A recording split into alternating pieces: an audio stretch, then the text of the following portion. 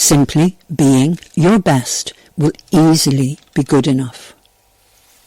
Which means, what this means is that there's no right or wrong way, no perfection, no ideal that we should be trying to attain. The art is to be able to appreciate the imperfections.